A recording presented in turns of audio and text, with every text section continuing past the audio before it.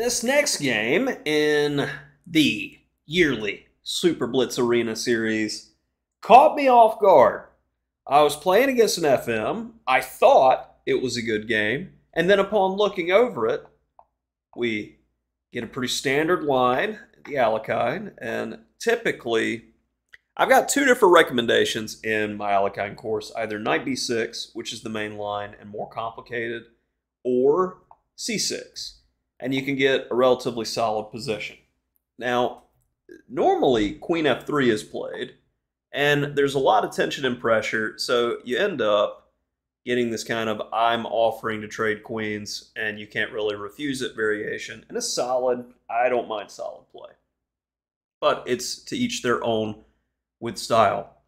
Now, my opponent is taking the I don't really want to play theory with you very, very seriously with H3, what gets me the opportunity to just develop normally. And lo and behold, for those who are comfortable with London systems, Slav, Caro-Kann structures, you got a bishop out on F5, and already the engine goes, H3 is a waste of time. You're equal, if not better.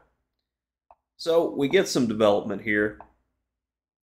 Place the bishop on the more aggressive square. You say, no, okay, I believe you. And this is a funny moment to me, because he plays D4. Now, I used 2 seconds on this move. I'm just like zoned in on, all right, we got to have H6. We're going to get C5 in. So I play H6 instead of just taking the free piece. These things happen. Mutual chess blindness just completely happens from time to time. But then my opponent's like, nope, never again. So I get the nice square from a bishop. So I guess we're both satisfied with how this turned out. Now, bishop d3, okay, you gave me the choice there, got to take it. And c5, finally starting to get some counterplay. Bishop e3, and bishop f6, because hey, why not pressure a little bit? And I think to a lot of people, they see these positions as, well, I don't know what to do here. You got to get comfortable with playing equal positions where you have to maneuver, because these positions are so easy to reach in chess. When people are playing for a draw with white, you'll get these types of positions. So how can you finesse a lower rated player? And I think there's kind of an epidemic going on where parents will be like, I want my child only to play against higher rated players. He's a very talented fill in the rating here, and he needs to play people 200 points higher in every game. Yeah, okay, that's great. But as soon as you make it to, say, my rating band, if you ever get there, you have to spend most of your time beating lower rated players. So if you only develop a style that works well against higher rated guys, playing super solidly, playing don't hit me chess, and playing for a draw, and they overextend and you win, it's not going to work against low rated guys. You need to be well balanced. So understanding and playing different openings, very important. Now, this would be a position I'd be comfortable in playing against a very strong opponent. Now, in this case, I'm playing against an FM, very respectable, better than I am. And I would also be comfortable playing this against anybody that's much lower rated, as there's enough play here with the knights to make some things happen. So let's see gradually how we get more happening here. So I don't want to necessarily trade too much, thinking about c4, so queen b6. Let's connect the rooks. All right, you defend a weakness. Knight can move to a key square. All right, so he looks pretty good on f4. It's kind of annoying. But then queen e3, I believe, is overly optimistic in the position, because now when I take, this pawn is going to be weak for the rest of the game, and you've separated the pawn structure. I've got just a little something to work with. Now, knight d3 is definitely better than what I played, but I was very satisfied with ruining the pawn structure. Now, I'm going to slowly improve.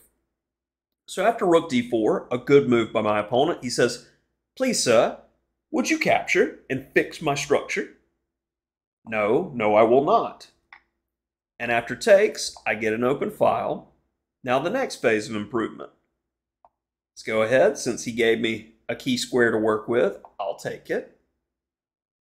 Solidify the structure. No weaknesses. Now the knight on g6 can move. Let's chop one and improve. And black just has the much better pawn structure. So I can't really refuse the trade of rooks. My rook doesn't have a better destiny. So now we enter the phase of the game of, can you outplay the opponent from this position? Now, the rule typically that I teach my students, when you're not sure if you can win this, or even if you don't even know the objective valuation, if you don't think you can draw this position, keep the rook on the board. Do something like rook g8 or rook b8 and keep tension. Because notice, the evaluation is not just like crushing your soul if you go for a rook move here. Keep tension if you're in doubt. Don't just trade to release tension.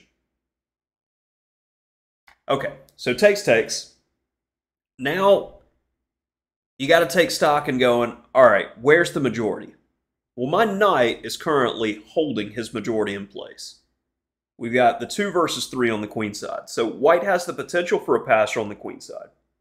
Because of his ruined pawn structure, if I can kick his knight at the right moment, my king could rush in, grab pawns, and he is far away from ever making a passer, while mine could be moving faster on the king side. So we need to choose the right way to press our 4 versus 3. So getting started before anything else, I take control over the e4 and g4 squares. Now I'm looking at the right moment to press either e4 or g4 to kick that knight out, so then my king could potentially have a path to the base pawns. e4.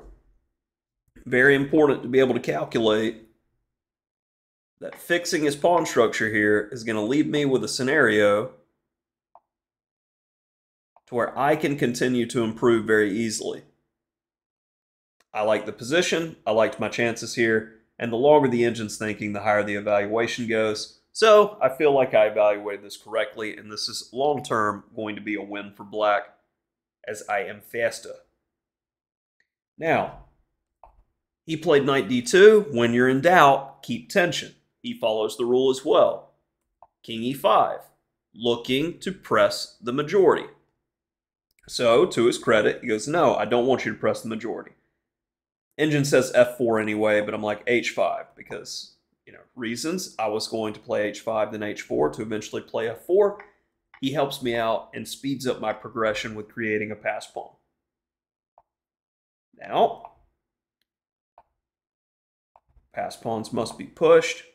And here is where I had some inaccuracy. I relaxed here, stopped calculating, and thought the game was just over. I just need to get my king here, push the pawn home, and win. Nope. There's the potential of counterplay. King e4 is better first, as he can't really do much here. Say, for instance, knight c3. I have control over the key square. Your knight can't go there. Knight moves away, I push, knight check, I queen the pawn, I win. That simple, that quick. So show you, you can make your life far more difficult if you relax. And it happens even to good players. I play king f3. Then I rush it with e2. Knight f5 is much better. I just thought I was winning here. Then we realize, oh. But then, instead of going for the perpetual, which I definitely didn't want, I would have played king g3, tried to grab this pawn, and queen this guy before his majority gets working, which is good enough. We get this. And now, this was white's best objective chance. 30 seconds all. It's all about the creation of a passer. So the last phase of the game is, should you put all of your energy into the creation of your passer, or should you use some moves in time to try to slow him down? A little bit of both, maybe. So first, knight f4. The knight stays flexible this way. I needed the king to grab the pawn. So now as he pushes, Notice how I'm at least defending my base pawn, and I'm in the path of where a passer is going to be created, so I could sack the knight for it. If I can give up the knight for the passer, the game is over. King d6. King g5, very important. Because now, when the king moves, I have king g6. Keeping flexible. If c6, pawn takes, knight d8. I grab the pawn. Again, passer wins the game. Accuracy, important. Keep yourself flexible to be able to sacrifice. We got a runner. Last trick by white. And I really like this game overall, other than the piece drop in the opening that both of us missed, because it shows even when it's a minus 15 position, white is still figuring out a way to pose practical problems. I've got 10 seconds left. He's got 16. It could definitely still go wrong for me. So very much respect to the opponent in, shaved off another couple of seconds off of me there. And this is the key. Right here, after queen f5, queen takes c6 if there was time. But I see my time situation slipping. 4 seconds all now. And I just do anything I can to try to protect myself. And lo and behold, queen c8. Terrible blunder at the end of the game. But it was enough to flag the opponent. And that got the win in this very tense game. Very equal throughout. But again, I remember when I was about 1700 and I would get positions like this and get very frustrated when playing against like 1200 to 1500 rated players. Like, I don't know if I can beat this guy from this position. You got to get comfortable with playing in equality, because you're going to get this. The higher up you go, the more opening preparation and tricks do not work.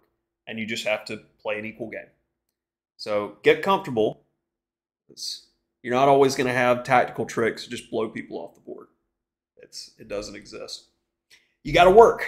Get used to it. Hopefully this game was a little bit instructive in showing step by step how to just look for any imbalance and gradually increase the advantage. Thanks.